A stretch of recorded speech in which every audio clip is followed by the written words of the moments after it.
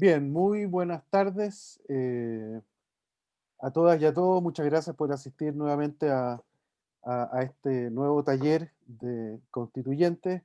Hoy día más que ahora en la tarde, porque hoy día en la mañana estuvo Verónica Figueroa, pero ahora tenemos el placer de tener a Luis Cordero con nosotros para discutir el tema de la Contraloría General de la República y el control del gasto público.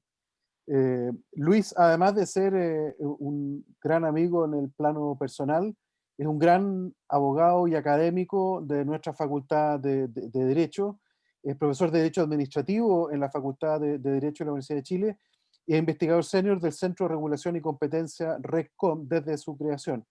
Tiene un doctorado en Derecho en la Universidad de Lleida, en España, y es además, tiene esta doble militancia, entre comillas, porque es exalumno de la Facultad de Economía y Negocios porque hizo el magíster en Políticas Públicas. Yo Así hoy día estoy es. haciendo clases en el magíster, Luis, así que si nos retrotraemos 15 años, o 20, no sé ya tu edad, a lo mejor hubiera sido profesor tuyo. Bueno, eh, pero en todo caso, es un gran académico y uno de los abogados e intelectuales más influyentes en materia de derecho administrativo en Chile. Así que muchas gracias, Luis, por tu participación y te dejo la palabra y la pantalla.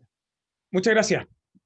Bueno, buenas tardes a todas y a todos. Yo preparé una presentación que voy a compartir para que hablemos de la Contraloría, ¿no? Y hablemos fundamentalmente de cuáles son sus instituciones centrales. Yo me voy a concentrar en la primera parte que explica el nacimiento de la Contraloría. En segundo lugar, me voy a concentrar en sus atribuciones y cómo ha influido, por qué es tan determinante en el diseño institucional chileno para finalmente focalizarme dónde han estado algunos de los aspectos de debate y de discusión eh, que existen desde hace un tiempo, ¿no? Eh, no es probablemente el tema más sexy para el debate constituyente para muchos, ¿no? Pero creo que como todos los debates institucionales, sigue siendo uno de los aspectos centrales. Eh, y voy a comenzar con una afirmación. Es difícil entender el derecho público chileno. Es difícil entender a la administración pública chilena, al Ejecutivo, sin la Contraloría General de la República. Existen contralorías en buena parte de los países del mundo o organismos de auditoría y de control o entidades superiores de fiscalización, como se denominan en buena parte de los países del mundo, pero no existe ninguna con el set de atribuciones que tiene el modelo institucional nuestro y que prácticamente va a cumplir un siglo en poco tiempo, en pocos años más en el fondo, ¿no? ¿Dónde está el contexto en el cual se crea la Contraloría General de la República? Ahí tienen, este es el decreto de creación de la Contraloría del año 1927. Se había dictado recién la Constitución del 25. Eh, Quizás hay varios profesores o profesoras que ya le han explicado con anterioridad que la Constitución del 25, el arreglo constitucional del 25, es consecuencia de una cierta crisis institucional, de un cierto desgaste institucional que nosotros teníamos en la primera parte del siglo XX. Eso tiene distintas manifestaciones, por ejemplo, en lo que se denominaba el patronazgo en el empleo público, es decir, la incidencia que tenía el Congreso, los parlamentarios en la designación no solo de las autoridades, sino que de los funcionarios del Estado. Eh, y un mecanismo de gestión y de control de los fondos públicos bastante inorgánico, aunque existe una literatura que ha estudiado el proceso de Chile independiente y un poco antes que demuestra que, pese a todo, Chile mantuvo un sistema de control de sus finanzas públicas relativamente estable, o sobre el gasto público relativamente estable en el tiempo desde el nacimiento de nuestra independencia en el fondo. Pero lo clave es que en la primera parte del siglo XX teníamos atomizado un cierto régimen institucional, teníamos una cierta degradación de la función pública, hay no solo crónicas del periodo, sino que hay distinguidos académicos que se han destinado a estudiar este proceso. Y en tercer lugar, había lo que se consideraba una cierta degradación de la legalidad, en el fondo, ¿no? Eso explica entonces que una vez dictada la Constitución del 25, ustedes saben que la Constitución del 25 solo logra normalidad institucional en el año 1932, ¿no? Tempranamente tenemos una crisis de proporciones, tenemos gobiernos inestables, golpe de Estado, tenemos al primer Carlos Ibáñez, y entonces existe una comisión que venía trabajando desde hace un tiempo, que emite un reporte, y que había de un grupo de profesores de la Universidad de Princeton, que es conocido como el informe de la Comisión Kemmerer, que es una comisión que transita por buena parte de la costa del Pacífico y realizando recomendaciones en materia de institucionalidad destinado, vinculado con las finanzas públicas, en el fondo, ¿no? Y eso es importante porque cuando uno mira las experiencias comparadas, las contralorías existen mayoritariamente en la costa del Pacífico porque están muy influenciados por el modelo de la Comisión. Y yo les dejé acá los motivos que justifican la creación de la Contraloría. Esta es la exposición de motivos. Y fíjese que la primera idea que subyace es que tenemos un sistema de fiscalización de la inversión de los fondos públicos, dice que causa verdadera alarma pública, ¿no? Es una advertencia sobre la cantidad de controversias que nosotros teníamos en la primera parte del siglo XX y que tenía que ver precisamente con la recaudación y con la inversión de los fondos. En ese periodo hay una gran obsesión entonces por controlar que la inversión de los fondos públicos se realizara de modo adecuado. Y además de eso, de que alguien estuviera a cargo de la fiscalización de la gestión adecuada de esos fondos y esencialmente la legalidad de los fondos públicos. Como quizás muchos de ustedes ya saben, y si no lo recuerdan, es bueno recordarlo, la Comisión Kemmerer también tiene importancia para lo que va a ser la autoridad de impuestos, la autoridad de banco, la autoridad aduanera, y por eso los aportes de la Comisión Kemmerer son habitualmente estudiados también en las facultades de economía en nuestro país. Pero en el caso de la Contraloría cumple un rol muy relevante porque es la identificación de la necesidad de tener una institución destinada a ese propósito. Pero ahí viene entonces la particularidad del caso chileno, ¿no? Cuando se crea la Contraloría, entonces lo que comenzamos a hacer es a reunir facultades que estaban dispersas en una sola institución con el propósito concreto de controlar intensamente la operación de la administración pública. Y entonces teníamos un tribunal de cuentas, ¿no? Aquel que estaba a cargo de verificar la responsabilidad personal de los funcionarios respecto a la administración de los fondos públicos, y se crea la Contraloría. Es necesario uniformar el sistema de contabilidad general de la nación, y entonces, ¿quién es el gran responsable de estar a cargo de las reglas y de la interpretación de las normas contables en el sector público? Es la Contraloría. ¿Quién tiene que fiscalizar y controlar a los funcionarios que tienen a cargo la gestión de esos fondos? Y entonces es una atribución que se trae a la Contraloría. Y como teníamos esta crisis que era muy representativa, una crisis de degradación de la función pública que se hablaba en el periodo, ¿sabe qué? Lo que vamos a hacer es que el control no solo va a ser de la legalidad del gasto, es decir, de estar autorizado para gastar, sino que lo que vamos a buscar es que vamos a controlar la legalidad de todas las decisiones administrativas. Y eso es un cambio revolucionario porque efectivamente hasta ese momento la principal preocupación era que los actos administrativos que irrogaran gastos fueran controlados. Y cuando se crea la Contraloría, entonces creamos una institución ya no solo preocupada del gasto, sino que también de la legalidad de los actos de la administración. Y eso va a ser una institución que algunos de ustedes han escuchado o conocerán como la toma de razón.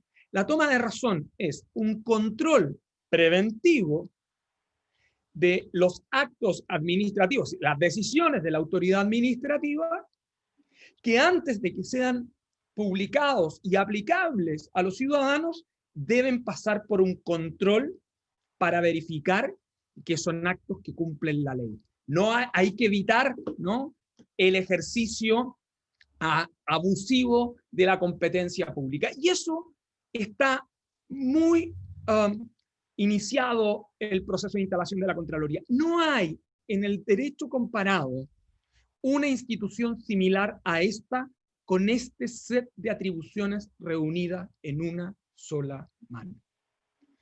¿Y por qué esto va a ser tan importante? Porque el año 28, luego se instala una ley, la primera ley que la regula, y además le entregamos otra atribución, que también va a ser muy importante, que es la atribución para interpretar la legislación administrativa doméstica, es decir, aquella que tiene que ver con el empleo público, con las remuneraciones, con las jubilaciones, etc.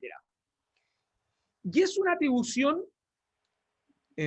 para los que no son abogados en esta sesión, que se traduce en lo siguiente: en la posibilidad que tiene la Contraloría, mediante una decisión de ella, un oficio, que se llama dictamen, interpretar y resolver dudas sobre la aplicación de determinado tipo de normas. ¿Qué particularidad tiene esa atribución que se le entrega al 28?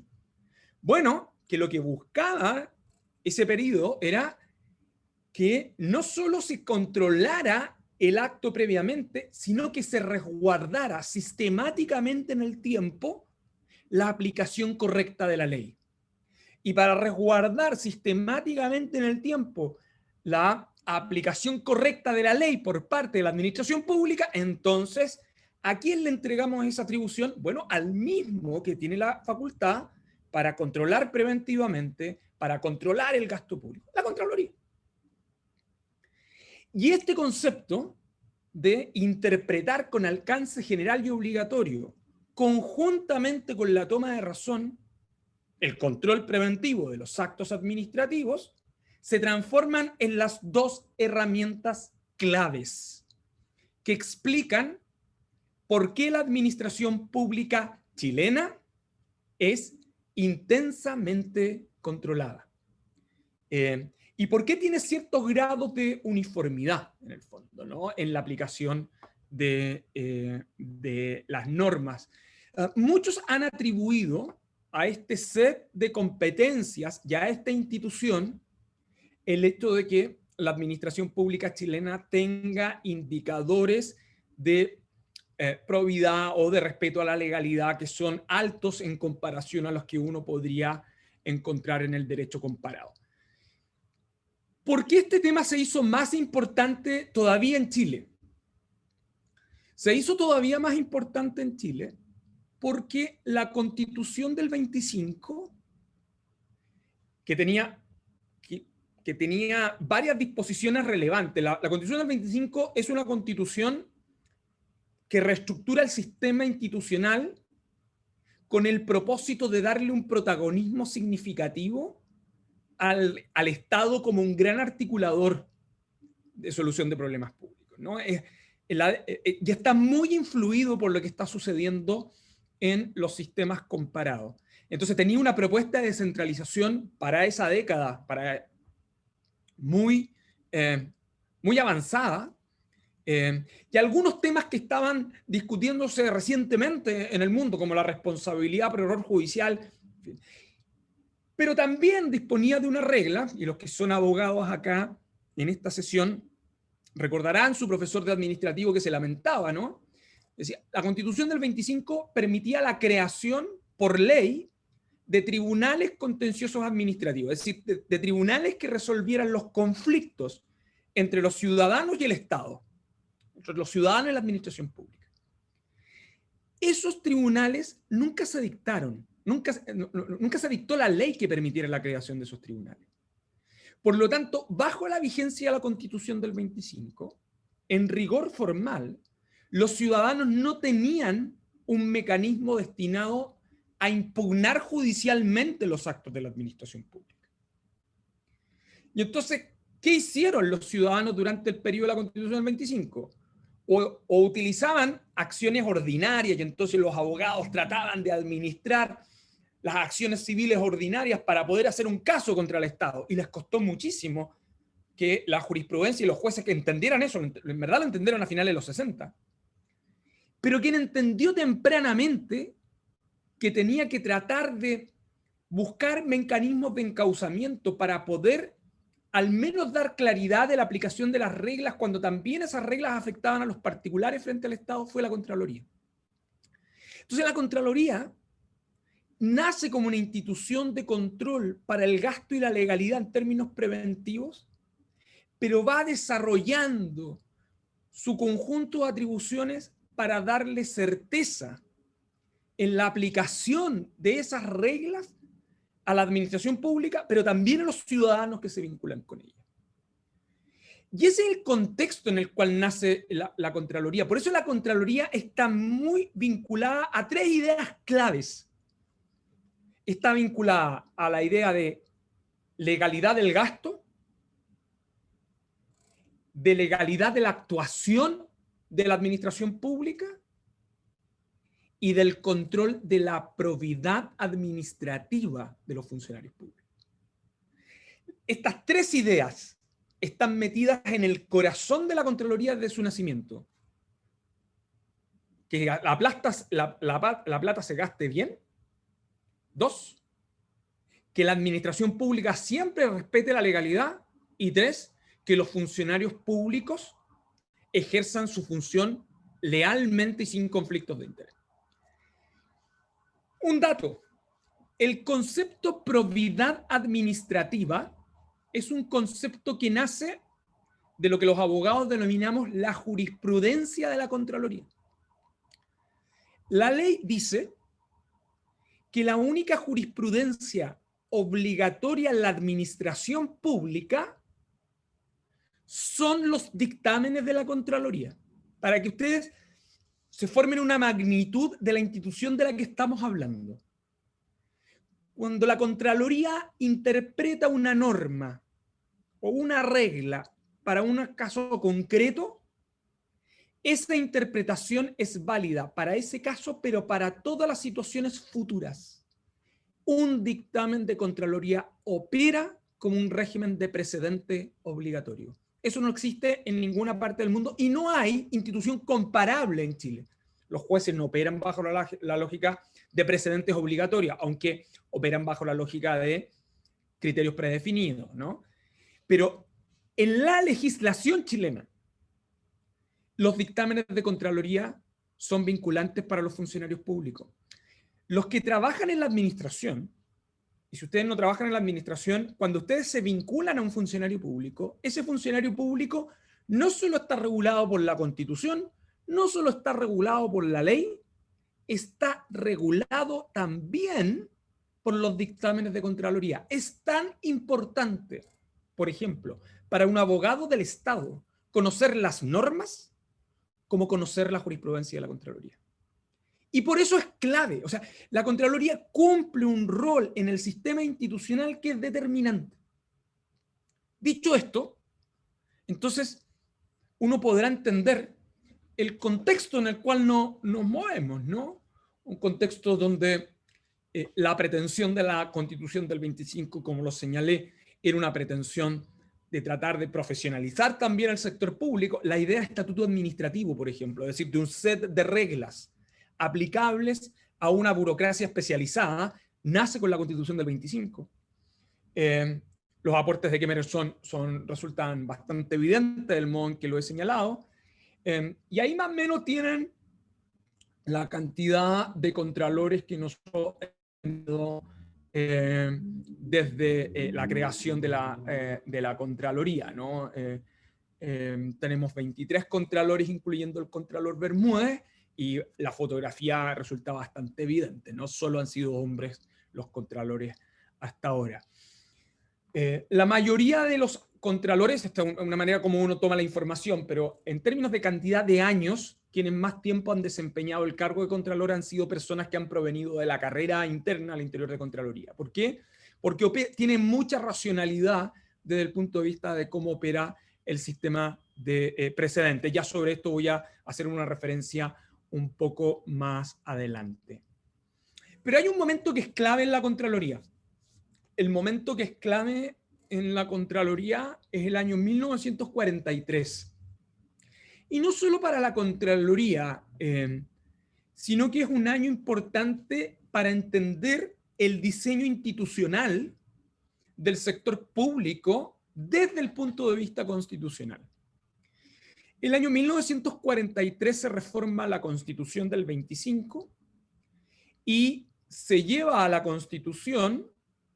Estamos en plena Segunda Guerra Mundial, Chile está con muchísimos problemas, y entre el Ejecutivo y el Congreso, particularmente el Senado, se logra un acuerdo, y ese acuerdo es el que da origen a la iniciativa exclusiva en materia de gasto. La idea de iniciativa exclusiva en materia de gasto público es, bueno, es evidente que si el presidente de la República está a cargo de las finanzas públicas, los proyectos de ley que tengan incidencia en materia de gasto deben ser de su iniciativa, ¿no? Entonces, el origen de la iniciativa exclusiva está muy afincada en ese pacto constitucional del 43. Pero el Congreso del 43 se percata que la única manera de que, si uno le está dando ese poder extraordinario al presidente, bueno, entonces lo que debiésemos hacer es que el órgano institucional que controla la administración sea un órgano autónomo, pero sea no solo un órgano autónomo, ubíquense en la mediados del siglo XX, sino que sea un órgano que tenga tal entidad que sea considerado un verdadero cuarto poder. Y eso lleva a que la Contraloría General de la República pase a la Constitución. Y esto va a ser muy importante. Cuando ustedes revisan la literatura especializada sobre este tema, más o menos este periodo, lo que está explicando el nacimiento, el llevar a la Contraloría a la Constitución, es fundamentalmente crear un cuarto poder para controlar ¿a quién? Al presidencialismo. ¿Y a quién específicamente bajo él? A toda la administración pública. La única manera, dirá el pacto del 43, de ser razonable este poder que tengo, que estoy además adicionalmente creándole al presidente, es que ese órgano de control de la administración pública sea genuinamente autónomo. ¿Y cuál es la manera genuinamente autónoma de lograr eso? Bueno, llevémoslas a la Constitución. Y al llevar a la Constitución en la Contraloría, llevo el control del gasto público, por cierto, y llevo el control de legalidad de la administración.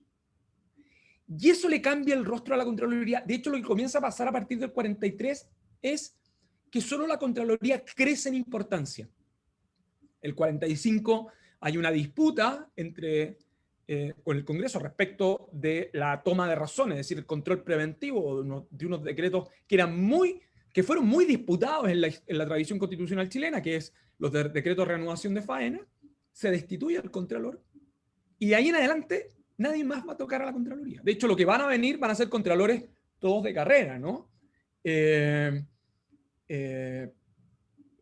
Y es lo que va a pasar con Vigorena, desde quien estoy hablando. Mewes es nombrado, que a continuación viene Bahamonde y luego Silva Sima, que es la que se denomina ese periodo como el periodo de la época de oro. Bahamonde, Silva Sima y Humérez cumplen un rol bien importante porque ellos vienen de la tradición interna de la Contraloría, ¿no? Una de las divisiones que se hace muy importante es la división jurídica, de ahí las carreras internas pasaban a ser subcontralores y esos contralores se llegaba a contralores. Es más o menos como tradicionalmente se fue construyendo, porque el sistema institucional chileno entendió que en la Contraloría estaban los custodios de la legalidad de la administración pública. En todos los sentidos, en el cumplimiento de las funciones, pero también desde el punto de vista de la responsabilidad por la inversión de los fondos públicos. ¿En qué sentido? Bueno, que si usted está a cargo de la gestión de los fondos públicos o una autorización de gasto y resulta que esa autorización es indebida o bien ese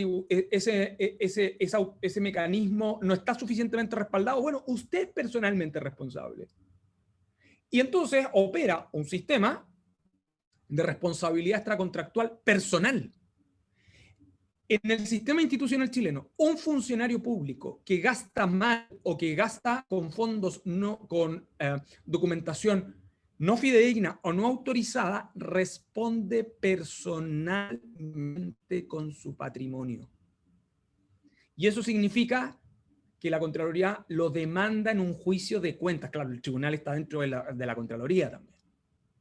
Y usted puede ser condenado, usted y su patrimonio, a pagar por no haber adecuadamente respaldado o resguardado el gasto. ¿Cuál es la idea que está detrás de eso? Que todos son custodios y guardianes de la adecuada inversión de los fondos públicos. Y si usted no se preocupa de eso, entonces usted responde personalmente. ¿Y quién es ese? Bueno, el jefe de servicio, es el jefe de finanzas que está a cargo de la administración, es potencialmente el abogado que visa la autorización del contrato. Incluso, fíjense que puede ser hasta el funcionario que firma el cheque, porque está mal imputado. Entonces, ¿por qué eso importa? Porque en la tradición institucional chilena lo que comienza a suceder es que la Contraloría abarca ya no solo cómo usted invierte los fondos, sino que cómo aplica la ley. Entonces interpreta con alcance general cómo deben ser adecuadamente emitidos esos actos administrativos, y entonces tiene el control de legalidad, en fin. En los 60 esto, por cierto, daba cuenta no solo ya del cuarto poder, un poder muy prevalente. Todos los presidentes de la República a partir del 50 tienen conflictos con los contralores o tienen algún roce con el contralor, porque siempre los gobiernos quieren hacer cosas o apurar cosas, y por cierto la Contraloría en un sistema de control preventivo le va a decir no se puede, o incorrecto. Y entonces lo que sucede en los 60 y particularmente durante la administración de Jorge Alessandri es que dice vamos a modificar un poco acá la ley de la Contraloría, vamos a decir, mira, hay algunos actos que son importantes y que los vamos a dejar exentos. ¿Pero quién va a decir eso? El Contralor. Entonces el Contralor pasa a tener además la disponibilidad de poder decidir qué actos comienza a controlar y qué actos no, pero desde el punto de vista del control preventivo. Pero ahí lo que comienza a suceder es que, de nuevo, no es que el Congreso le defina esa decisión, no es que el Ejecutivo le defina esa decisión, no, es una decisión que le corresponde al Contralor. Entonces la Contraloría sigue tomando un protagónico. El Congreso comienza a dictar leyes de servicios públicos con distintas denominaciones, comienza a establecer regímenes de remuneraciones con distintos mecanismos de asignación. ¿Y quién vuelve a tratar de que el sistema aplicable a la administración pública sea uniforme? La Contraloría. Y vuelve con eso, y vuelve con eso. Y los gobiernos tratan de buscar particularidades y los gobiernos vuelven con eso. Y por cierto, cuando llega un momento de conflicto que es muy significativo, que ya comienza con Frei Montalva, es un estrés institucional mayor que nosotros comenzamos a tener en la última parte del gobierno de Jorge Alessandri y ya derechamente con Frei Montalva y luego con Allende, porque claro, los gobiernos comienzan a hacer reformas sociales y eso comienza a tensionar algunas áreas muy específicas, como la propiedad, el ejemplo más claro de la reforma agraria, y entonces comienzan a reventar muchas cosas. ¿Y dónde comienzan a disputarse? Si no se pueden disputar en tribunales, en Contraloría. Y Contraloría entonces comienza a observar, a objetar.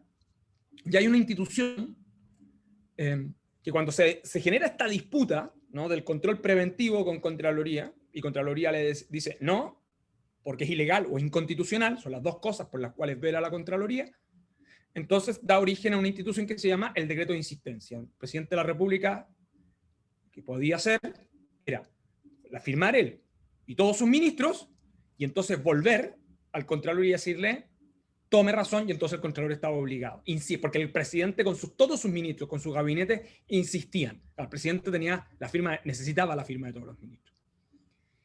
Y eso comienza a dar origen a la práctica de los decretos de insistencia, ¿no? Entonces la Contraloría objeta de legalidad, constitucionalidad, y entonces los gobiernos comienzan a interponer decretos de insistencia. Eso se hace muy evidente durante la administración del presidente Allende, y eran por estas dos causales, ilegalidad e inconstitucionalidad.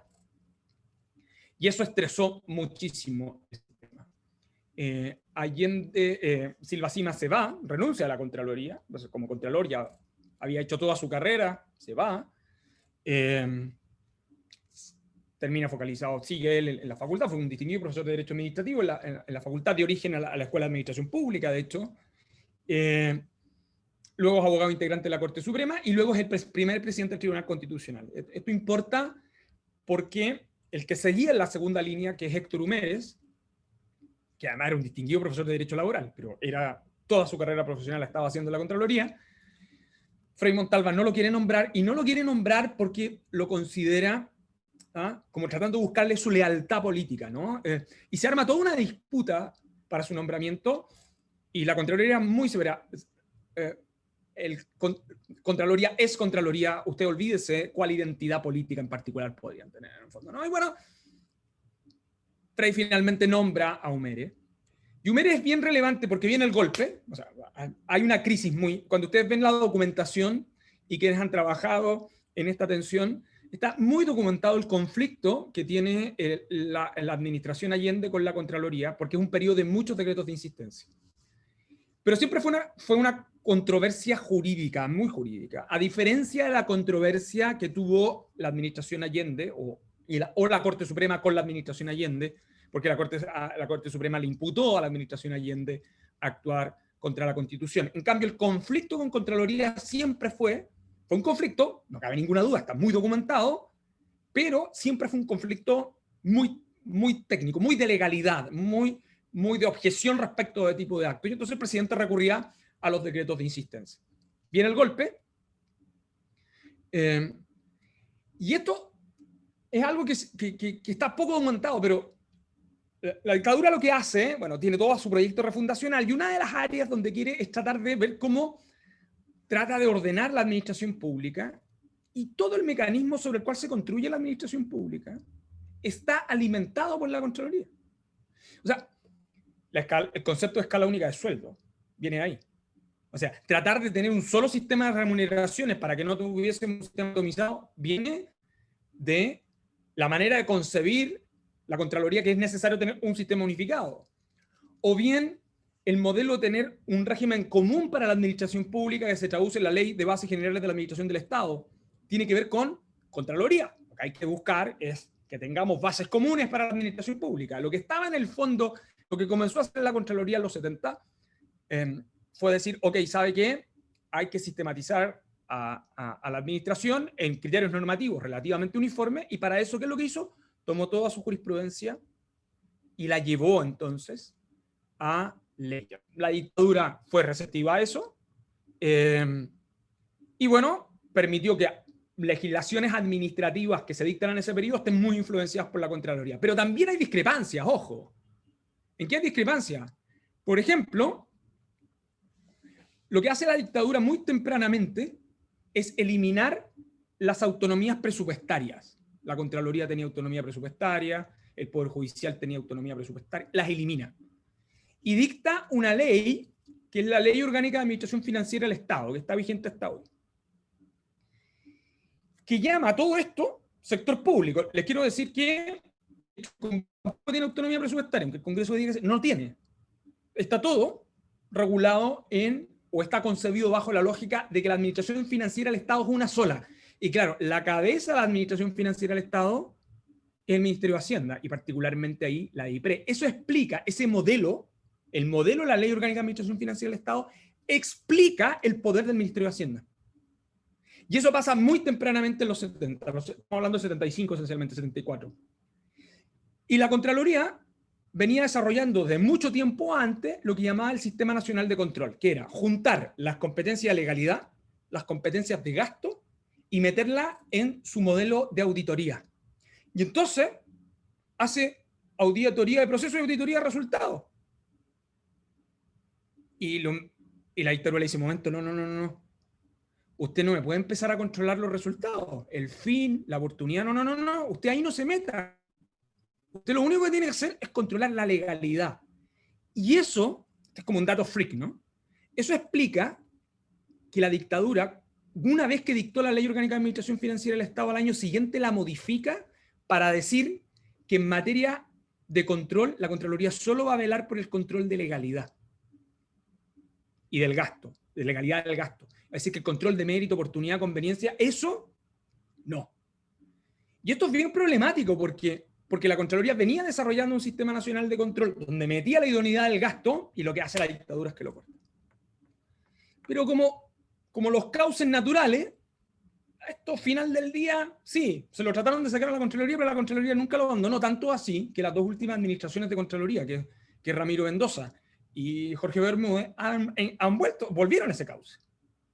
Hoy día, esto sería en esta idea que tiene el Contralor Bermúdez hoy día con eficiencia, eficacia y economicidad, ¿no? Entonces, eso demuestra, por cierto, la primera tensión que tiene la dictadura con la Contraloría. Y el segundo momento está acá, ¿no? La Contraloría está cumpliendo sus 50 años de vida institucional. Recuerden que Pinochet había querido viajar fuera de Chile y lo mandaron de vuelta, no pudo viajar. Y entonces la dictadura, indignada, lo que hace es tratar de llamar a una consulta pública. Esta es anterior a la consulta, por cierto, de la Constitución. Y entonces se emite un decreto llamando a la consulta, como un decreto presidencial, va al trámite de toma razón, y el Contralor Humérez dice, no, sabe, usted no puede llamar a consulta. ¿Pero por qué no puedo llamar a consulta? Por una razón muy simple, dice. Porque no tiene norma legal que lo autorice. Ni constitucional, ni legal que lo autorice a hacer esta consulta. Héctor Humérez, quien había sido nombrado por Frei Montalva, ya conté su historia, porque fue difícil su nombramiento, fue un representante de la Contraloría de texto. Es decir, ante todo, funcionario de carrera, que lo que interpreta son las reglas y sus precedentes. No tiene facultad legal, no está en ningún lugar afincado, usted no puede convocar entonces a esta consulta pública. Humérez había presentado poco tiempo antes de este decreto de representación, había presentado su expediente de jubilación. Pinochet no fue capaz de remover al Contralor. Lo que hizo para sacárselo de encima es que apuró su expediente de jubilación. ¿Y a quién termina por nombrar? Bueno, a Sergio Fernández, que fue ministro de Pinochet. Sergio Fernández solo estuvo unos pocos meses, tomó razón de este decreto, Fernández se fue y volvió al encauce. Claro, por cierto, entre medio hubo una reforma a la ley orgánica de la Contraloría que lo que hizo es que todos los funcionarios de la Contraloría pasaran a ser exclusiva confianza del Contralor. Lo que quiero decir con esto es que aún en ese periodo la Contraloría, con este criterio, ¿no? Entendió que ese era su rol, ¿no? Y la dictadura necesitaba, de alguna u otra manera, también respetar el cauce de la Contraloría, porque no podía, si quería sostener que era un Estado de Derecho, en el estilo en que lo sostenía Pinochet, entonces no podía afectar al organismo de control. Eso lleva luego al nombramiento de Osvaldo Iturriaga. Osvaldo Iturriaga va a ser el Contralor que más tiempo va a estar, de hecho va a estar hasta avanzada el retorno a la democracia. Pero se mantiene, ¿no?, este criterio de identidad. Y ahí, claro, la Contraloría no deja de tener un protagonismo público, pero sigue cumpliendo un rol muy antagónico con la administración. ¿Por qué? Bueno, porque es parte de su rol esencial, ¿no? Decirle que no, o decirle bajo qué condiciones es posible hacerlo. Y ahí están como los tres momentos constitucionales de la Contraloría. A su mano izquierda de la pantalla, en el artículo 21, si ustedes se detienen ahí, es la reforma constitucional del noviembre del 43, que además lo que hace es llevar la idea del gasto, ¿no? Es la que está acá, porque tiene que ver con esta iniciativa exclusiva. Entonces tenemos la tesorería, ya la Contraloría en un mismo artículo, en el fondo, ¿no? Y ahí está concentrado en esta idea del ingreso y la fiscalización de los fondos públicos, el juzgamiento de las cuentas, y también hay referencia, ¿no?, a la importancia que tiene la toma de razón. La Constitución del 80, si ustedes lo ven, es lo que tienen en el segundo cuadro a su mano derecha, arriba, capítulo 9, lo que hace la Constitución del 80 es que le reconoce un capítulo específico a la Contraloría, con dos grandes artículos esencialmente, ¿no? El primero que tiene que ver con sus funciones y el segundo que tiene que ver con la toma de razón, su gran institución. Y esto es importante porque los actos presidenciales, los actos del presidente que se traducen en decretos supremos, siempre son controlados por el Contralor. O sea, el presidente de la República no puede emitir decretos que no estén sometidos a toma de razón. Que un poco responde, por eso hablaba yo del pacto del 43, el pacto del 43, que hay que controlar el presidencialismo. El gran peso del control del presidencialismo chileno está en el Contralor. Esencialmente desde el punto de vista de control de legalidad. Y por eso la Constitución trata de resguardar que hay algunas materias que el presidente no puede delegar. Por ejemplo, la dictación de reglamentos, el presidente de la República no la puede delegar en los ministros. Entonces, los reglamentos siempre requieren la firma del presidente con la de sus ministros. Y por lo tanto, al firmar siempre el presidente de la República un decreto reglamentario, entonces siempre va a tomar razón. Y por eso todos los reglamentos, todos, los tiene que controlar la Contraloría. Y cuando hay alguna administración que se ha querido pasar de vivo y ha querido inventar un reglamento en un acto administrativo distinto, la Contraloría le ha dicho, momento, eso es un acto sometido a control preventivo.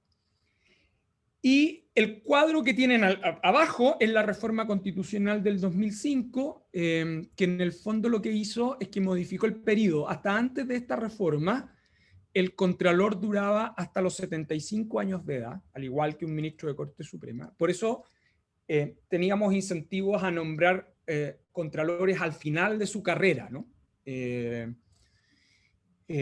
Con esto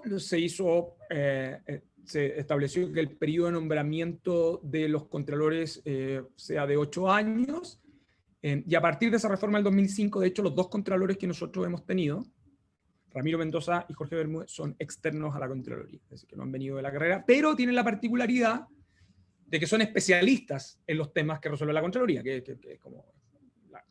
Para los profesores de Derecho Administrativo sería imposible entender el Derecho Administrativo sin la Contraloría, ¿no? Esa es como la idea central. Y así se construyen como sus grandes ejes, ¿no?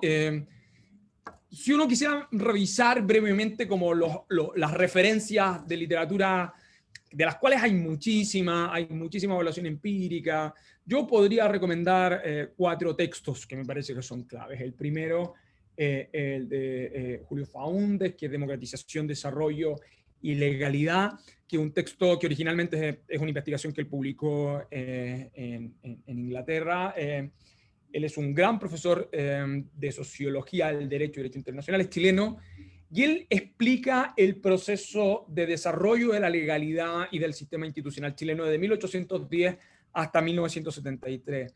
Analiza en detalle el siglo XIX, pero en el siglo XX analiza muy bien el rol de la Contraloría y el rol de la Corte Suprema. Si hay alguien que le interese afincarse con detalle, ya no en el lenguaje legal árido, sino que de la perspectiva de cómo se dieron las dinámicas político-jurídicas de los presidentes, de las administraciones, del Congreso, con estas instituciones, con la Contraloría, con la Corte Suprema, es probablemente uno de los mejores textos. Yo diría que el texto que alguien debiera abordar para poder entender ese proceso. Además se da en una dinámica de cómo entender el sistema de pesos y contrapesos en el modelo institucional chileno, en el fondo, ¿no? Y esto es relevante por varias cosas, porque uno de los puntos contra los cuales yo me he rebelado es tratar de creer que el sistema institucional chileno nace con la Constitución del 80.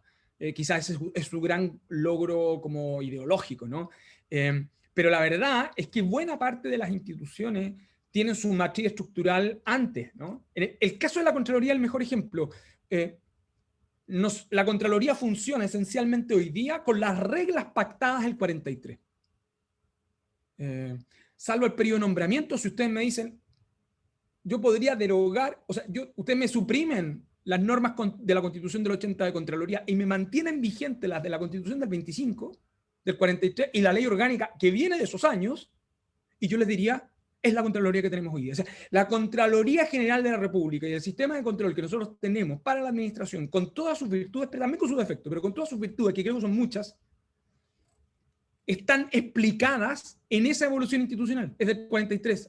Ahí está la matriz, el corazón. No podríamos entender la probidad pública sin la jurisprudencia de la Contraloría, que se desarrolla en los 50. Cuando ustedes hoy día hablan de conflicto de interés, cuando llevamos el concepto de probidad administrativa a la Constitución en la reforma del 2005, en rigor estábamos llevando el concepto que había desarrollado la jurisprudencia de la Contraloría desde los 50, que luego se traduce en una legislación de 1999. Y bueno, ya ese yo. El texto de Faúndez es un texto clave. El segundo es el texto de Patricio Silva, que se llama República Virtuosa, que en el fondo estudia la probidad y la corrupción en Chile, donde explica, bueno, más o menos, por qué las fortalezas institucionales en Chile explican en buena parte que nuestros niveles de corrupción sean bajos en el fondo, ¿no? Tenemos, por cierto, problemas de corrupción, como en cualquier parte del mundo, pero ¿qué explica que nuestros niveles de corrupción sean bajos? Bueno, en parte la fortaleza institucional, una de las fortalezas institucionales que el trabajo de Patricio Silva documenta muy bien es el rol de la Contraloría, y él va un poco más atrás. Él trata de explicar cómo desde el siglo, incluso hasta antes de que Chile fuera república independiente, de la época de la colonia en adelante, hay una matriz en torno a la escasez de fondos y la inversión adecuada de los fondos. Entonces, el hecho de ser Capitanía General tenía un poco ese tipo de problemas en el fondo, ¿no? El trabajo de Patricio Silva es un buen trabajo, porque explica bien, ¿no?, la fortaleza institucional, y si ustedes lo llevan al trabajo de Julio Faúndez, lo que pueden decir es cómo esa fortaleza institucional dio origen a dinámicas de control, pero también a dinámicas informales. Una de las dinámicas informales es que ni siquiera la dictadura fue capaz de desafiar a un contralor, sino que lo que buscó fue que jubilara, nombra el suyo, eso es lo que busca, y luego, cuando toma razón, lo saca y sigue con la continuidad, ¿no? Entonces, eso explica por qué esta tensión natural y por qué, desde hace muchísimos años, las administraciones que desde el retorno a la democracia hemos buscado actualizar la Contraloría. Retornó a la democracia. Elwin mandó varios proyectos de ley, pero de los primeros proyectos de ley mandó hay algunos que estaban pendientes. Uno, la creación del Ombudsman, que hasta hoy no lo tenemos. Volver a crear los tribunales administrativos, que todavía no los tenemos y quizás no los tengamos nunca, pero no sabemos. Y la creación y la dictación de una nueva ley orgánica de la Contraloría. Por cierto, ninguno de esos proyectos se tramitó, ¿no? Un dato anecdótico. Elwin fue profesor de Derecho Administrativo en la Universidad de Chile. Y su paralelo era Enrique Silva Sima. Entonces, claro, nosotros bromeamos siempre que en el primer gobierno democrático, teniendo 2 profesores de Derecho Administrativo, no fuimos capaces, ¿no?, de crear tribunales administrativos, y reformar la Contraloría era imposible, ¿no? Como muy difícil en adelante, ¿no? Pero más allá de eso, estos textos explican bien esas dinámicas de control y esa manera en que el sistema institucional chileno se adaptó a entender que acá estaba parte del respeto a las formas y a los niveles de control de conflictos de interés. Que por cierto los tenemos, pero lo que pasa es que en Chile pueden ser adecuadamente identificados y pueden ser progresivamente evolutivos precisamente por este rol que tiene la Contraloría, en el fondo, ¿no? Cuando ustedes ven la legislación reciente en materia de probidad y conflictos de interés, quien pasa a tener el control centralizado de las declaraciones de patrimonio de interés en términos tecnológicos, y además con acceso al resto de bases de datos, es la Contraloría. De hecho, esa reforma lo que hace es que fortalece muchísimo, muchísimo el eje de control de probidad, que es uno de sus grandes ejes desde la Constitución del 25. Está el trabajo de Alicia de la Cruz, que explicaba muy bien cómo la Contraloría se transformó en un mecanismo de resolución de facto de controversia entre los particulares y el Estado, dado que no teníamos tribunales administrativos, y entonces por qué los particulares comienzan a utilizar a la Contraloría como si fuera un verdadero tribunal. De hecho, hasta el día de hoy, si alguien tiene un conflicto, ¿dónde va? A la Contraloría. Entonces espera que el Contralor decida. Y en el sistema institucional chileno, las decisiones del Contralor, que fíjense, el Contralor no tiene facultades para requerir el cumplimiento forzoso de sus decisiones. De hecho, si hay un funcionario público que no lo puede hacer, le tienen que instruir sumario, no lo puede coaccionar directamente, tienen que instruirle sumario. Pero está en el nivel de persuasión que genera el impacto que genera un dictamen, que de hecho los funcionarios públicos le temen más a un dictamen de la Contraloría que a una sentencia de la Corte, porque el efecto agregado que tiene es brutal, ¿no? Y también tenemos, y esto pasó esto fue un estudio que se hizo durante la administración Mendoza, que yo creo que además ha permitido la guía del proceso de reforma de la Contraloría, es la evaluación de pares que se realizó a la Contraloría por parte de la OCDE, tras este informe, y después está el informe de seguimiento, que una de las recomendaciones es fortalecer el área auditorial, en el fondo, ¿no? De hecho, hay una recomendación acá que la toma de razón uno debiera tratar de ir dejándola y fortalecer más los modelos de auditoría. Pero lo que pasa es que la toma de razón, sobre la cual yo tengo una opinión y he escrito varias cosas, y puede ser ineficaz en algunos temas, sigue cumpliendo un rol simbólico bien importante en el control de legalidad en el sistema institucional chileno. ¿Y cuáles son las ideas constitucionales que han estado en disputa? Ya con esto yo voy a ir cerrando, en el fondo, ¿no? Hay pocas, fíjense, porque la verdad es que, claro, la Contraloría está ahí, ha cumplido un rol uno tiene en la cabeza probablemente lo próximo, pero claro, el Contralor es un órgano unipersonal. Tenemos una norma que lamentablemente está en la ley orgánica porque se reformó en la ley en la dictadura, que hace que todos los funcionarios dependan de la exclusiva confianza del Contralor, salvo el subcontralor o subcontralora. Claro, probablemente ese órgano unipersonal es muy fuerte en el fondo, ¿no? Pero claro, Bermúdez no solo está controlado por la ley, la Constitución, sino que también el problema que tiene, este sería como el efecto también para el Contralor, es que los precedentes pasados también le son vinculantes para él, y entonces si él quiere cambiar una doctrina de la Contraloría, tiene que explicar por qué, y solo podrá tener efecto hacia el futuro. Entonces, las ideas sobre las cuales cómo enfrentar el proceso de reforma de la Contraloría son... uno debe tener en consideración varios puntos, porque hasta ahora es una institución que ha funcionado bastante bien. Por cierto, objeto de mejora, no cabe ninguna duda, y probablemente esas mejoras debieran alivianar algún tipo de atribuciones. Pero la pregunta es si esas reformas son necesariamente un ajuste a la Constitución, o en verdad lo que necesitamos es actualizar la ley orgánica de la Contraloría, que sigue estando en una ley de finales de los 50, y algo de los 60, que tiene ahí algunas adecuaciones posteriores, y más o menos es la ley con la cual funcionamos hasta ahora.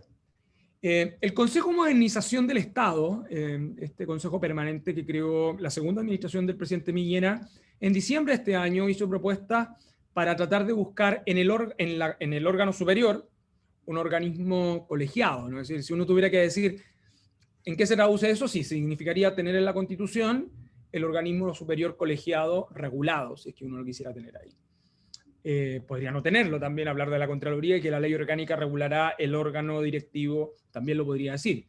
Pero claro, dado que la figura del Contralor está en la Constitución, probablemente si uno la alterara y lo pasara a un órgano colegiado, es una adecuación constitucional. La propuesta de convergencia progresista, que es una de las propuestas más ordenadas y sistémicas, porque es una propuesta general, ¿no? Tiene del primer artículo al último artículo. En esto probablemente tiene una de las propuestas más osadas, ¿no? Porque es un cambio bien estructural. Yo diría que de las propuestas que andan circulando es la reforma más estructural que se propone para la Contraloría. Yo diría es volver al modelo de control público antes de la Contraloría, porque en rigor se traduce en tener un órgano colegiado, dejar focalizado solo la Contraloría en materias contables y financieras, muy al estilo de la mayoría de los órganos superiores de fiscalización, que solo tienen estas atribuciones, sacar el Tribunal de Cuentas, crearlo fuera de la Contraloría, y eso es volver más o menos al modelo que nosotros teníamos hasta antes de los 20, durante el siglo XIX, sacar el control de legalidad preventivo. ¿Por qué? Porque si saco eso, ¿es a cambio de qué? De la creación de los tribunales administrativos, ¿no? Entonces, si yo creo tribunales administrativos para discutir la legalidad, entonces no tiene sentido, se dice, que el control de legalidad quede en manos de la Contraloría. Claro, la pregunta es, bueno, pero la propuesta de la Constitución del 25 era eso, y no se hizo, y entonces la Contraloría copó este espacio y lo ha hecho relativamente bien. Bueno, yo creo que el peso del argumento, el peso de la persuasión del argumento, ¿por qué debiéramos estructuralmente cambiar la Contraloría?, está más bien de cargo de quienes tienen la propuesta, en el fondo. Yo creo que sí hay un punto sobre el cual existe cierto consenso, más que consenso, a ver, porque yo creo que algunos están en desacuerdo, donde existe probablemente más recurrencia. Y es, ¿no?, en la necesidad de tener un gobierno corporativo, es decir, un órgano superior colegiado. Tenemos que tener un órgano colegiado o un órgano unipersonal. Y claro, uno podría decir al principio, esto sería como las ideas ya para ir cerrando, que es razonable. Yo he hablado de una institución que tiene muchísimo poder. Y no solo tiene muchísimo poder, no tiene casi mecanismo de control. Ya estará la Cámara de Diputados. El problema es que no tenemos reclamación judicial, aunque los jueces han ido utilizando una herramienta que es el recurso de protección para eso, pero no es necesariamente idónea. ¿Tenemos un problema? ¿Debiéramos buscar un mecanismo de contrapeso a la Contraloría? Sí. ¿Es adecuado el que tenemos? No, porque no lo tenemos. Hemos adecuado otros ficticios. Entonces es una institución que tiene mucho poder. Y de hecho el problema que tenemos es que si tuviéramos un contralores descriteriados, tendríamos de verdad un gran problema. Entonces, pero esta es una institución que como tiene el peso de sus precedentes también, entonces logra un cierto equilibrio, pero cuando ustedes se han dado cuenta, cuando la Contraloría pega un pequeño manotazo, tiembla todo en el fondo. Y es precisamente por el efecto que tiene, desde el punto de vista de sus atribuciones, pero también del rol simbólico que tiene para controlar a la administración pública y al presidencialismo. Esto es muy importante.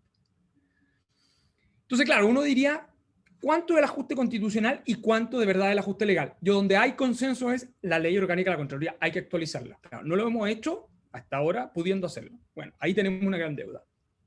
Lo que quiero decir con esto es, podemos ajustar la Constitución, pero si mantenemos la ley orgánica de la Contraloría en los mismos términos, la verdad es que vamos a tener el mismo problema. Y el segundo aspecto tiene que ver con el gobierno corporativo. Debe ser colegiado o unipersonal. Claro, uno de los grandes problemas que nosotros tenemos en la discusión pública, con Guillermo esto lo hemos conversado varias veces, es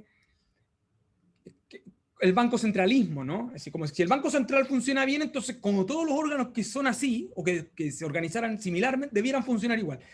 Y la verdad es que hay una serie de razones por qué no obstante yo pudiera replicar ese mismo sistema de organización, no van a funcionar igual. Y es porque, por el tipo de atribuciones, por el ecosistema institucional en el cual se mueven, por las prácticas institucionales que tienen asociadas, etc. ¿Qué dice la experiencia comparada de transformar órganos unipersonales en colegiados cuando están vinculados a entidades de control? Puede ser correcto, pero cuidado. Porque si usted, este es el mismo dilema que enfrenta el órgano colegiado del Poder Judicial, si es que uno separa el gobierno judicial de la Corte Suprema. En que si usted crea un órgano colegiado para una entidad de control, trate que la integración y los mecanismos de designación no tengan sistemas de incidencia determinantes para la política, porque no hay nada peor que un organismo de control sea un mecanismo de transacción del nombramiento de cargo. Entonces, uno tuyo, uno mío, porque esencialmente lo que hace ese modelo es bloquear el sistema de control de la administración. El poder que tiene la Contraloría se explica y el rol de estabilización que tiene para la administración pública chilena por el impacto que tiene en el funcionamiento de ella, en el fondo, ¿no?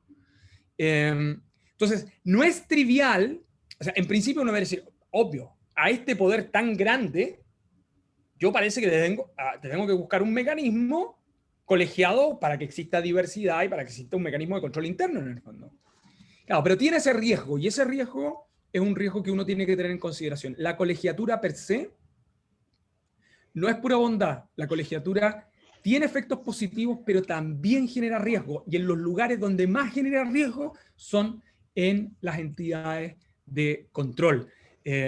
Porque si hay algo que uno podría decir de la Contraloría, es de las instituciones de la tradición constitucional chilena del siglo XX que mejor desempeño uno puede manifestar. Y evidentemente, y ya con esto cierro, hay atribuciones que la Contraloría requiere ser revisada en el fondo. Por ejemplo, ¿tiene sentido que hoy día tenga la contabilidad general de la nación? Probablemente en el 27 tenía sentido. Hoy día esa es una atribución que no tiene mucho sentido. Es una atribución que funciona en Hacienda. No tiene mucha lógica probablemente en la manera en que fue concebida esa regla. Y sobre el juzgamiento de las cuentas, probablemente hay algo de debido proceso que uno debiera mejorar. Hay otras cosas de las cuales podríamos hablar más en detalle, ¿no? Pero yo creo que más o menos estamos en el tiempo que me habían pedido para esta exposición. Eso. Muchas gracias. Muchas gracias, Luis. Ustedes habrán visto entonces la pasión con la que habla Luis de este tema. Y se notó, Luis, porque a pesar de que hay menos gente que en otros eventos, hay más preguntas. Así la cantidad de preguntas per cápita subió, debe ser el más alto. Así que te voy a ir leyendo las preguntas en el orden que salieron. Como tenemos media hora y son aproximadamente 6 preguntas, tratemos de que sean de 2-3 minutos cada una para poder... Entonces, Juan José Balsa, que es candidato a constituyente por el Distrito 10, también es cliente frecuente acá, dice lo siguiente: dado los distintos casos de abuso y corrupción en distintas dependencias públicas y sobre todo en las municipalidades, Sí. ¿Qué mejoras o reformas constitucionales se podrían explicar para disminuir esto? Algo ya hablaste de esto, pero a lo mejor el tema de las Sí, municipalidades sería útil. sí. Mira, hay un par de datos que son bien importantes que uno podría mirar en municipalidades. En municipalidades son los casos donde más hay juicios de cuenta. Y más o menos para que ustedes se hagan una idea, en el sector público, por la manera en que nosotros definimos probidad, no necesariamente es un conflicto, tú no necesariamente requieres llevarte la plata para la casa, cometer cohecho, eh, para por tener un problema de probidad o corrupción en Chile. De hecho, desempeñar mal la función lo es también. Eh, ¿Cuál es el gran problema que tenemos en municipalidades?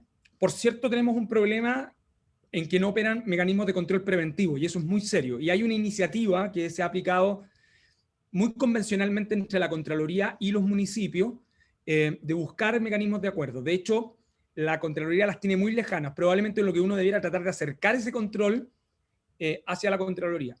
Hay muchos que dicen que eso es romper un poco la autonomía municipal. Y yo creo que ahí hay un par de cuestiones que puede discutir. Lo que sí demuestra la evidencia es que la mayoría de los municipios que tienen conflictos con juicios de cuenta, que podría ser un indicador con el cual lo podría ver, son municipios que tienen baja capacidad de colaboración técnica, en el fondo. Son equipos muy pequeños y donde una buena cantidad de los conflictos que tienen son por errores, en el fondo, ¿no? Tienes tipos que, por cierto, que ejercen abusivamente sus atribuciones, en fin. Pero una cantidad importante de juicio de cuenta tiene que ver con que los municipios no tienen capacidad. O sea, un municipio es muy importante en el sistema institucional chileno, es un pequeño estado, pero es muy asimétrico. Es decir, las mejores capacidades están en los municipios que tienen más ingresos. Las menores capacidades están en municipios que tienen menos ingresos. De hecho, una característica común de esos municipios que tienen menos ingresos es que tratan de obtener colaboración de entidades no gubernamentales para que les presten colaboración en ese sentido. Entonces, el caso de corrupción en municipios, uno tiene que mirarlo desde esas dos perspectivas. De la perspectiva del abuso, por la lejanía que tiene cierto control de Contraloría, que uno podría aproximarlo, pero esto es modificación de la ley orgánica de la municipalidad, ni siquiera de la Constitución. Y lo segundo, que esto es bien importante, es que muchos de esos problemas se explican por las capacidades municipales. Y ahí tenemos un problema estructural. Y de hecho, muchos se llevan juicios de cuenta, francamente por tonteras, en el fondo, ¿no? Y ese es un problema que se explica por capacidades. Claro, al final terminan condenados en juicio de cuenta y terminados con una gran cantidad de líos. Estos líos han ido aumentando, y han ido aumentando porque una causal de remoción de alcaldes es infracción grave a la probidad de alcaldes y concejales. Entonces, muchos de los debates de probidad municipal ni siquiera ya se están discutiendo en Contraloría, se están discutiendo en los tribunales electorales y los tribunales calificadores de elecciones, en el fondo, en el TRICEL. Ahí hay una cosa bien interesante que seguir. Podríamos conversar más, pero ahí hay una ruta de información que es bueno mirar. Ya, Felipe Venegas Pozo pone 3 preguntas en uno. Dice, ¿qué opinas sobre la autonomía presupuestaria? Vale la pena discutir eso. Segundo, excede tal vez de la discusión constitucional, pero ¿cuál sería el mejor modelo para una CGR del futuro? Colegiatura, consejos con capacidad de absorber la gran cantidad de materias que hoy se deben controlar. Y el tercer punto, ¿qué límites hoy podrían constitucionalizarse respecto al control de la Contraloría? Ya. Lo digo en especial por la discrepancia que ha existido en su rol de control de gastos sobre empresas del Estado, considerando en particular si eventualmente se consiguen nuevas formas de participación o impulso del Estado en sectores productivos. Ya. Mira, ¿cuál es el gran defecto que tiene el modelo que nosotros tenemos de Contraloría? Como está pensada en que hay que controlar la administración y en el camino se fue ampliando a otros ámbitos, entonces no es una institución que tenga un mecanismo de contrapeso. Es decir, como la gran pregunta, ¿quién custodia al custodio? En el caso de la Contraloría, ahí tenemos que armar un caso judicial para poder llegar a eso. Y yo creo que uno de los avances que nosotros podríamos tener es cómo controlar el desempeño de la Contraloría. Mediante una reclamación judicial específica podría ser, en fin. Hay dos mecanismos para eso. O lo creo como mediante reclamación judicial específica, esa sería una alternativa, o la otra es que para mantener su completa autonomía, lo que realizo es una estructura en algún lugar colegiada. Una alternativa es que el órgano corporativo, el gobierno corporativo sea colegiado. Es una alternativa. O la segunda es que ese órgano colegiado no sea la dirección superior, sino que esté en el interior. Por ejemplo, que si el contralor quiere cambiar jurisprudencia, necesita el consentimiento de ese organismo. O que opere como mecanismo de control interno al interior de Contraloría. La colegiatura puede jugar rol en esos dos sentidos, en el fondo. Pero lo que sí nosotros debiéramos resolver, sí o sí, es cuál es un sistema de control idóneo para la Contraloría. Y eso hoy día no lo tenemos. La Contraloría se autocontrola, y eso es un tema. En el caso de las empresas públicas, ojo, ¿cuál es el problema que nosotros tenemos ahí? El problema que nosotros tenemos ahí es que mantenemos una conceptualización de las empresas públicas como si fueran servicios públicos, que es en verdad como fueran concebidas en la década de los 50. Las empresas del Estado nacen entre el 30 y el 50, que es donde tenemos la mayor cantidad de que se crea, como servicios públicos de carácter económico industrial. Entonces era razonable que las empresas del Estado estuvieran sometidas al control de Contraloría. Pero hoy día, con Chile en la OCDE, en fin, en que estoy buscando, donde de hecho Chile tiene un compromiso de tener una ley de gobierno corporativo de empresa pública, lo razonable es que empresas públicas requieren una solución desde el punto de vista del holding de empresas del Estado. Entonces, el problema que nosotros tenemos ahí no es de Contraloría solamente, porque mantiene una ley orgánica muy de los 50, sino que en realidad la deuda que nosotros tenemos es que no hemos resuelto la estructura legal de los gobiernos corporativos de empresas públicas. Mira, la administración Piñera y Bachelet, en sus dos periodos, han tenido propuestas para gobierno corporativo de empresas públicas y no hemos salido adelante con eso. Entonces, en rigor, el problema de empresas públicas, antes de ir por Contraloría, yo creo que el problema de Contraloría se resuelve cuando uno resuelve la estructura, el régimen de gobiernos corporativos de empresas públicas. Y esto no es menor, porque Chile cuando ingresó a la OCDE se comprometió a hacer eso. Y en el único lugar que lo hizo, lo tuvo que hacer antes, porque era la empresa más importante que es Codelco, y de hecho hay parte de la disputa en la que estamos hoy día también. ENAP tuvo una modificación posterior. Entonces, la verdad es que ahí lo principal es reformar la estructura de gobiernos corporativos de empresas del Estado, y eso tiene consecuencialmente otros efectos hacia su sistema de control. Interesante que vayan apareciendo este tipo de debates donde la solución no es estrictamente constitucional, porque muestra que efectivamente hay muchas cosas que tienen que ser materia de la democracia posterior, bueno, o lo que el próximo gobierno determine, pero gran parte de todas estas cosas tienen que ser materia de debate democrático. Así que, sí. Oye, Yasmín, que no es candidata, pero una persona inquieta, tal cual como ella se definió un poco más arriba, dice, pero si controla, ¿cómo se puede mejorar? Porque de probidad en los funcionarios públicos parece que no aplica mucho la ejecución del control hacia ellos. Y pone como ejemplo la plata que le pasaron a algunos parlamentarios para aprobar ciertas leyes como la de pesca. Espérate, y después tiene una segunda que habla del responder con el patrimonio, que tú hablaste de esto de responder por el patrimonio. Sí. Si en realidad se aplica realmente el requisito ese de que los funcionarios paguen con el patrimonio. Primero, Yasmín, su pregunta es súper buena porque me permite hacer dos distinciones. La primera, la Contraloría controla a la administración pública, a los funcionarios que trabajan en la administración. Entonces, el ejemplo es el ejemplo de los parlamentarios. Este es un buen ejemplo que pasa cuando un funcionario público, el parlamentario, no tiene el mismo control, ¿no? Esto es bien relevante en el fondo, ¿no? Porque el problema del Congreso es que se autocontrola, incluyendo la inversión de sus platas.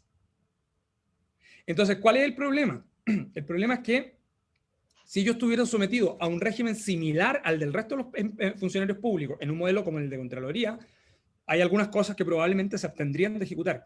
El mecanismo de control del Congreso es autocontrol. Y de hecho, por ejemplo, las infracciones a la probidad, como las que relata Yasmín en su ejemplo, o algunos delitos que lo resuelven mediante investigación, el mecanismo de control ahí es la Comisión de Ética. Si eso fuese un caso de funcionarios de la administración pública, es Contraloría. Entonces, esto es bien importante porque permite mostrar por qué el problema, o sea, cuando hablamos de Contraloría estamos hablando de la administración pública, no estamos hablando de todo el Estado. Por eso no controla ni al Congreso, ni sus funcionarios, no controla al Ministerio Público, no controla al Poder Judicial. Y por eso uno puede comparar, ¿no?, Y cuando yo estoy hablando de la Contraloría, estoy hablando del control de la administración pública. Y es ahí donde en una amplísima experiencia. Luis, pero dado que es un cuarto poder con mucha autonomía, como has dicho tú, del gobierno, ¿no tendría sentido que este cuarto poder estuviera entonces supervisando esas platas del poder legislativo sin afectar su autonomía? Yo lo diría del siguiente modo. Yo soy partidario que una institución esté a cargo de todo el control de las platas públicas. Cualquiera sea el poder del Estado. O incluso, mire, la Contraloría también fiscaliza a quienes reciben plata, a privados que reciben de la administración pública. En Chile, yo voy a poner el siguiente ejemplo. Le hemos entregado la facultad de controlar la inversión de los aportes públicos a los partidos políticos al CERVEL. El CERVEL no tiene como especialidad el control de la inversión de la transferencia de los fondos. Esa experiencia está en la Contraloría. Entonces, si uno quisiera mejorar el sistema en general de gestión de fondos públicos, el criterio que debiera aplicar es una institución para toda la plata pública. Porque hoy día el problema que tenemos es que el control de la plata pública de la administración está en manos de la Contraloría, pero no el resto. Por ejemplo, el Poder Judicial, que tiene la Corporación Administrativa del Poder Judicial, que también que depende de la Corte Suprema, es un mecanismo de autocontrol. Entonces, ¿qué ha hecho el Poder Judicial?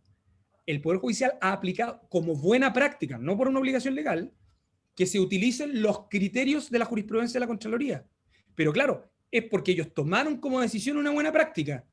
Podría haber sido una buena práctica que el Congreso hubiese dicho, ¿sabe qué?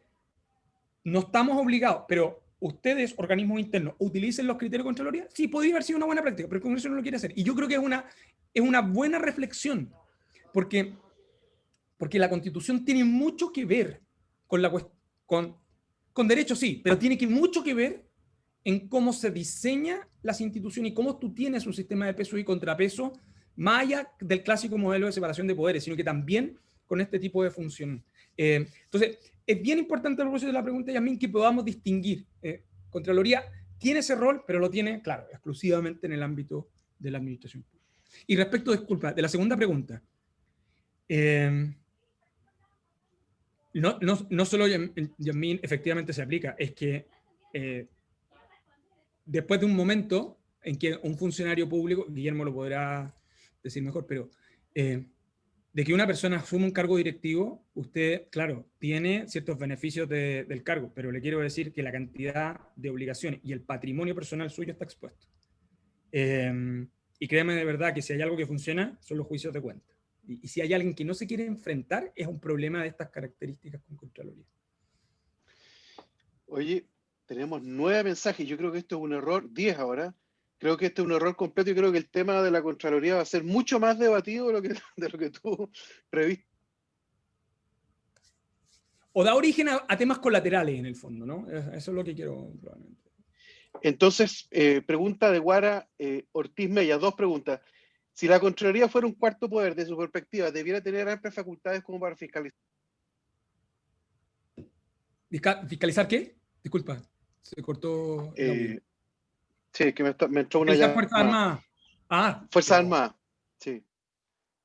Pero, bueno, esto es el problema que tenemos hoy día y es el debate en el que estamos. Contraloría puede fiscalizar Fuerzas Armadas. Pero durante largo tiempo se les dejó fuera, a propósito de la ley de reservada, ya no tenemos ley de reservada. De hecho, uno de los grandes problemas de gastos reservados es que al Contralor se le entregaba un certificado de inversión adecuado a los fondos públicos, entonces no tenía contra qué contrastar. ¿Y por qué el tema estalló ahora? Que es un poco la agenda del Contralor Bermúdez, en el fondo, ¿no? Estalló ahora porque la Contraloría se metió y se dio cuenta que ese mecanismo de autocontrol no operaba. Si hay algo que probablemente uno de los pecados históricos de la Contraloría en las últimas décadas es no haberse involucrado más en Fuerzas Armadas. Y de hecho hoy día tenemos un problema. Está el golpe que esto ha significado, que le quiero recordar que Contraloría tiene el sumario abierto contra los generales y un grupo de exgenerales por la gestión del orden público después del 18 de octubre del 2019, después del estallido social. Y está, y Carabineros, y está toda esta disputa con el gobierno, lo que consideran mucho es que el Contralor se ha excedido. Yo creo que el Contralor no se ha excedido, estaba ejerciendo sus atribuciones. Pero eso es un súper buen ejemplo. El caso Carabinero y el caso del Ejército es un súper buen ejemplo del efecto que tiene cuando se involucra Contraloría. Hay cosas inteligentes, esto está en las recomendaciones de la OCDE. Es obvio, la Contraloría tiene un mapa de riesgo, lo ha ido elaborando, Fuerzas Armadas gestionan muchísimos recursos públicos, en fin, y yo creo que en el control de Fuerzas Armadas, con las atribuciones que tiene Contraloría hoy día, ha ido avanzando. Uno podría hacer ajustes adicionales, sí, en materia de gastos reservados, probablemente una de las áreas donde se ha ido mejorando. Y otra cosa, si alguno de ustedes es funcionario público o quiere serlo y va a ser directivo, les quiero decir que hoy día, ¿no?, producto de la última ley de conflicto de interés y probidad, la Contraloría no es que reciba las declaraciones de patrimonio e intereses, es que tiene facultades para el tratamiento de datos. Entonces la Contraloría cruza información. O sea, y por eso, si hay alguno que se equivoque en su declaración de patrimonio e intereses, la Contraloría le va a advertir, usted tiene un plazo, porque si no, entonces tiene acceso a impuestos internos, a los conservadores de bienes raíces, en fin, ¿no? Lo que no, fíjense, una de las cosas que no apreciamos y que todavía no valoramos bien, de hecho lo podríamos cuantificar en algún momento, existió esa iniciativa, es todo lo que previene la toma de razón o bien los efectos disuasivos que tienen a malos comportamientos o riesgos de malos comportamientos, atribuciones de estas características, que son muy fuertes en la administración. Lo importante sería que este tipo de atribuciones también la ocupáramos para controlar otros poderes públicos, en el fondo, ¿no? Tengo mis dudas que los parlamentarios se comportaran con la misma falta de conciencia si tuvieran en consideración que podrían ser fiscalizados de esta manera. Luis, mira, te propongo lo siguiente. Te los leo todos, pero nos quedan 10 minutos y tú ves cómo los agrupa, ¿te parece? Ya, perfecto. A ver, Alejandro Gutiérrez, ¿cuál es la real importancia de la que la Contraloría pase a rango constitucional? Ya está en rango constitucional, así que creo que eso se puede saltar. Contraloría puede también, Alejandra Flores ahora. Contraloría puede iniciar sumario de institución pública ante evidencias de transgresiones a normas o solo entrega recomendaciones, también está contestado, básicamente. Juan Labra, ¿son bajos los niveles de corrupción en Chile o estamos destapando la olla no hace mucho? Ya. Después, Vanessa, no, tanto alabando otra pregunta. Vanessa, ¿el rol de la Contraloría en relación a la empresa privada está relacionado con el principio de subsidiariedad del Estado presente en la Constitución? Buena pregunta, al menos para aclarar el punto.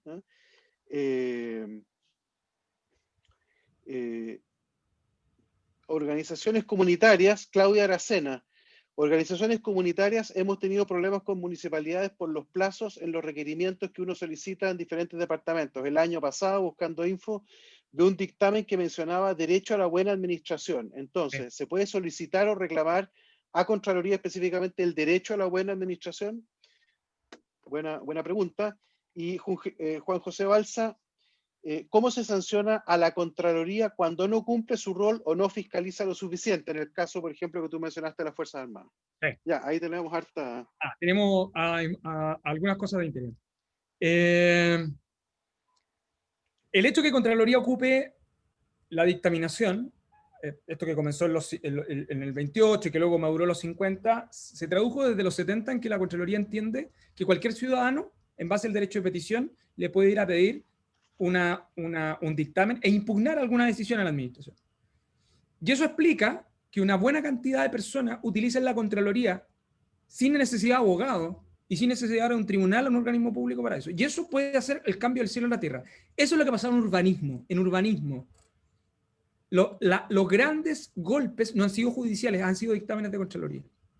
Y esos han sido ciudadanos comunes y silvestres que han hecho una presentación de Contraloría. Durante la última década y media, esto comenzó con la Administración Mendoza, se empezaron a recibir denuncias anónimas, de hecho muchos estaban preocupados que esto iba a significar como cacería de brujas, no lo ha hecho, y de hecho el tema de denuncias anónimas de Contraloría permite a la Contraloría focalizar mejor su modelo de auditoría y dictaminar de mejor modo en el fondo, ¿no?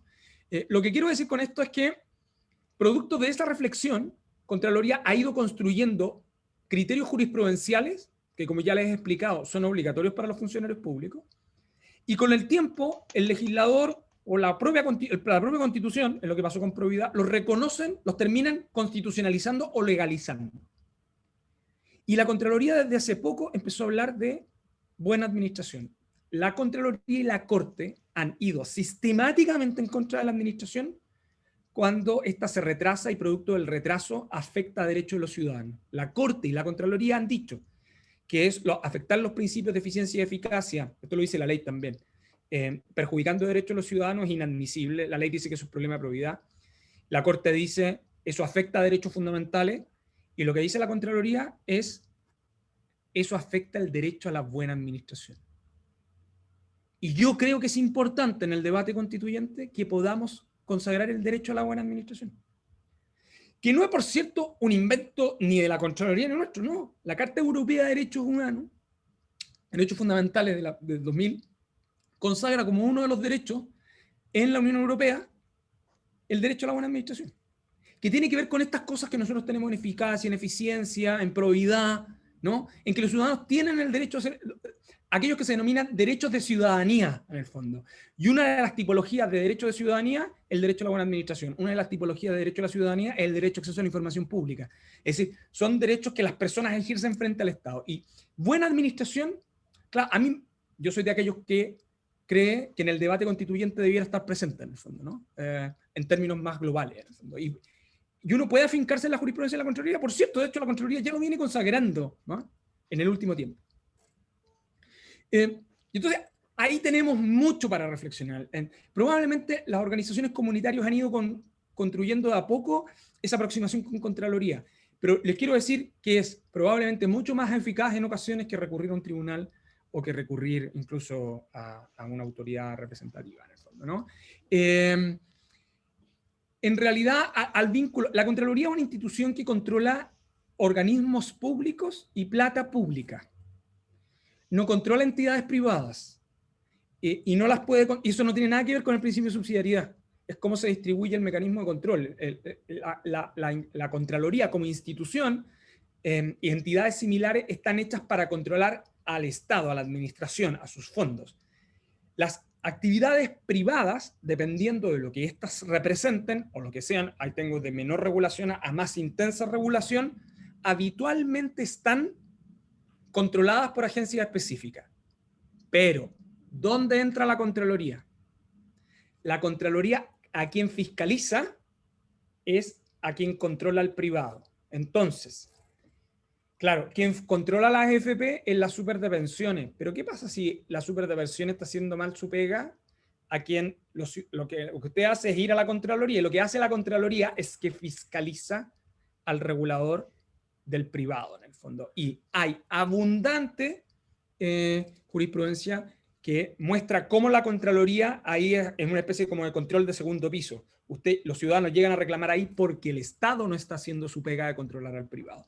Y eso implica múltiples consecuencias. Una de ellas, es de una de las preguntas que está, tiene que ver con los sumarios administrativos. La Contraloría tiene facultades para instruir sumarios administrativos, pero no tiene facultades para sancionar directamente. Entonces la Contraloría puede instruir los sumarios, de hecho, instruye unos sumarios muy grandes, el que está haciendo por Carabineros ahora, por ejemplo, pero no tiene facultades para sancionar a esos funcionarios. Entonces, ¿qué es lo que hace? Propone sanción. ¿A quién se la propone? A quien tiene el poder de sanción.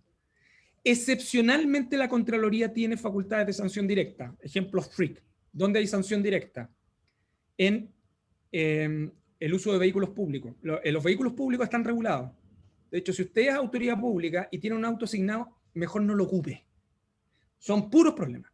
Y es el caso donde la Contraloría puede instruir directamente el sumario y ella aplica directamente las sanciones, ¿no? En materia de información pública también lo podría hacer.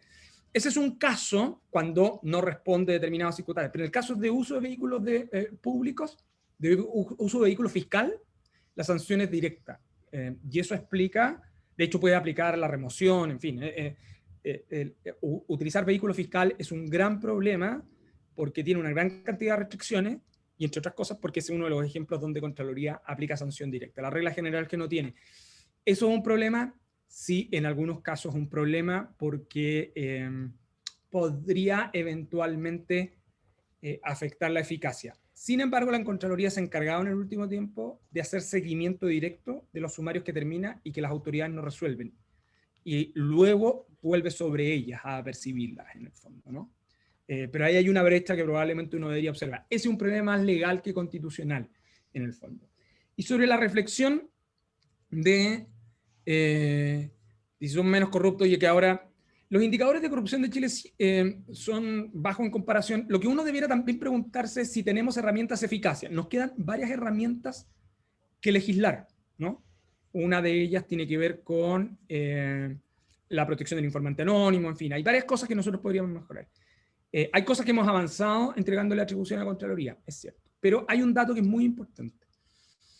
En la medida que uno mejora la legislación de transparencia, usted tiene más casos de corrupción. O se hacen más evidentes. Eso es el tema, ¿no? Entonces, hay que tener cuidado. Hay muchísima literatura que lo que demuestra es que ese es uno de los impactos de las leyes de transparencia, en el fondo, ¿no?